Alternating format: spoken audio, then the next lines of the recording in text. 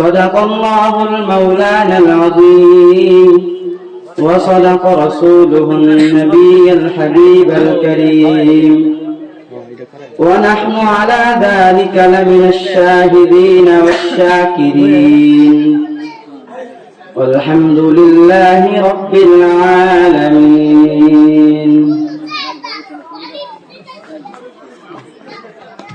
সম্মানিত মুহতারাম উপস্থিতি,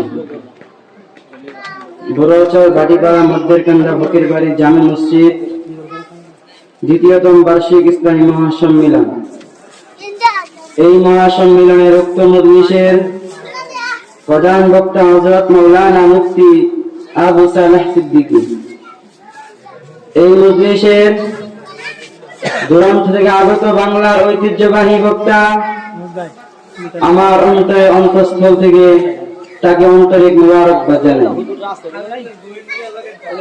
আমি আপনাদের সামনে যে কালামুল্লাহ থেকে একটি আয়াত তেলাওয়াত করেছি, আল্লাহ পাক আমাকে যদি তৌফিক দান করেন, এই আয়াতকে সামনে রেখে আমি আপনাদেরকে অল্প সময়ের মধ্যে কিছু আলোচনা করব ইনশাআল্লাহ। আল্লাহ তাআলা বলেন, ইম্মা ইয়াবলুগান্না ইনদাকাল কিবারা আহাদুহুমা আও কিলাহুমা ফালা তাকুল লাহুমা উফফি ওয়ালা তানহারহুমা ওয়া কুল লাহুমা কওলান কারীমা।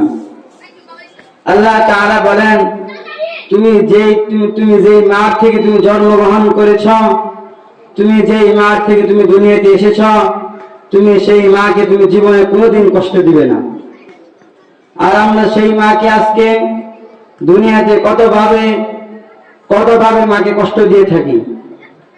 আল্লাহ তাআলা এই আয়াতের ভিতরে বলেন, মা যদি তোমার জন্য উফফি ওয়ালা তানহারহুমা বলেন, তাহলে তুমি শেষ হয়ে যাবে। তাহলে আমরা এর ভিতরে কি বুঝতে পারলাম? তাহলে মাকে আমরা কখনো কষ্ট দিতে পারবো না। আমি আপনাদেরকে একটি ঘটনা শোনাই। এক লোক, সে বড় হয়ে মুহাদ্দিস ইঞ্জিনিয়ার হলেন। সে যখন ছোট ছিল, তার একটি চোখ অন্ধ হয়ে গিয়েছিল।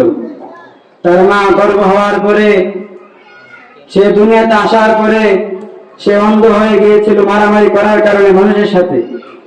তখন সে অনেক দিন পরে মার কাছে আসলেন। আসার পরে মাকে সে তিনি কিছু বলছেন না।